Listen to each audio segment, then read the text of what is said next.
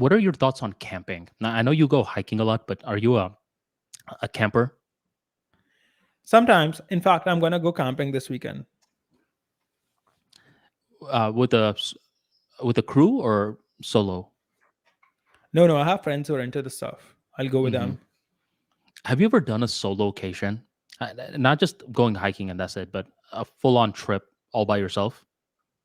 Yeah, recently I was in the northern lower Himalaya area. It was a solo vacation. I've done them quite a few times.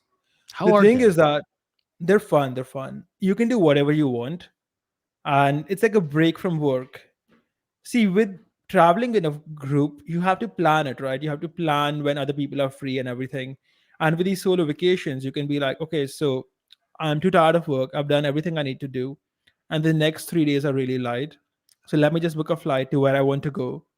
The flight is for tomorrow. Yeah, it's three times more expensive than, if I was booking in advance, but who gives a shit? And you can go wherever you want at any point of time if you're willing to travel solo. Mm. And They're how fun. long You are the can trips that you take? 3 4 days, sometimes Okay. 2 days if it's like a closer area or there's not much to do there. 2 days, but typically it's not like a planned trip. It'll be like, okay, let's leave tonight, and I'll just go there, do what I want to do, carry my PC, come back. See, that's the benefit of running a business. You don't have to answer to anyone. You just, whenever you want to take a trip, you can. This is how humans were meant to be. Back when we lived in tribes, we were free to go where we want, do what we want, and we were free. And only recently we have adopted a lifestyle where we have become tied down, where we can't go here, can't go there. We have a job to look after. And now with the whole online business thing, we are returning back to the freedoms we used to have. Do you see more people picking up online business? I hope so. What do you think? Have you done any solo trips? I have not. I can't recall the last time I took a full on vacation. The closest I take to vacations is to go home and just unwind for a couple of days. But a full on trip, I haven't done that in a while. Um, I have been sold on solo locations from folks that are doing a solo trip. Like when I would go to a cruise, I'd see someone, he's by himself. I'm like, why'd you come by yourself for? And he'll be like, why not? And I'm like, I don't know, why not? And then he starts to give me this riveting rationale on why more people should take solo locations. And he was pretty much defining it in like this mystical sort of experience. I'm like, shit, I need to take one of these trips by myself. I just don't know what to do. Like what trip should start off this solo location journey? Do you have any recommendations? Should it be an outdoor trip or is it more based on what I like to do? Come to India. Come to India. I don't know if I could. I feel like these long trips, I need to come with a squad. I was thinking something like a couple of states down from me. You're telling me to come to a different country? I think if you want to do a good solo trip, India, Southeast Asia, all these are good places because you can continue to speak English and people will understand you. Even Actually, something like Egypt. you Egypt do is a have a good idea. point. You do have a point because most of these folks that are doing solo locations, I just recall they're backpacking and they're doing Europe trips, India trips. Yeah, you're right. I think I was thinking a little too small. You just expanded my vision Definitely come to India. I'd love to help you out with that trip. I know everybody here. for sure, I would man. avoid China for a solo trip. People don't speak English there. It just becomes very lonely. Avoid China.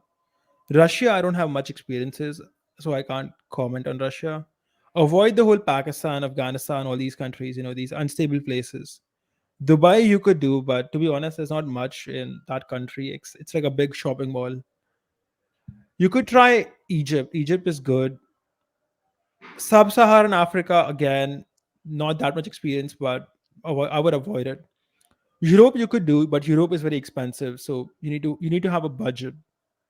Eastern Europe is still good though. South America, not too experienced in, but Brazil I've heard is good. Ecuador is supposed to be good. Peru, no idea. Chile, no idea. Argentina is supposed to be okay if you have Western money because apparently the currency is very depreciated right now. You Okay. could also go to Canada. Just stick to English speaking countries, you'll be fine. I've Avoid the never whole been to Africa, Canada. Pakistan, Afghanistan area. Okay. All right, man. I mean, you gave me something to think about. Because normally, whenever I take vacations, it's either with family or whenever I'm in a relationship. And those trips are great, but I do get the whole appeal of solo locations where you really don't have to answer to anyone. You could do whatever you want to do, go with the flow, etc. And I could see it being a good way to, if you're going through a rut right now, rather than just sitting in your place and drinking yourself to sleep, I could see a good case being made for a solo location, just getting you out of that rut. See, what you have said earlier about it opening your horizon, a lot of people need to have their horizons open. They think going out, going anywhere is like a big exercise. You have to plan everything. But really, it's a simple thing you can do today. You could just buy a plane ticket to wherever you want to go today and just go there. You don't need to think about it much. You don't need to spend months. You just have to buy a stupid ticket and go. It's Right. that simple. People Well, overcomplicate it. They think it's a big thing. I think it's simple for guys like you and me because we have a business. But if you have and we're single or we don't have families and such, but if you have a family and you're working a 9 to 5 job, it could get a little tricky. Of course, but I, figure it out. dude, dude, I know a lot of these dads. One of my friends, he got married, and when I chilled with him recently, he was just hungry for some like experience. Just like, you want to go here? You want to go there?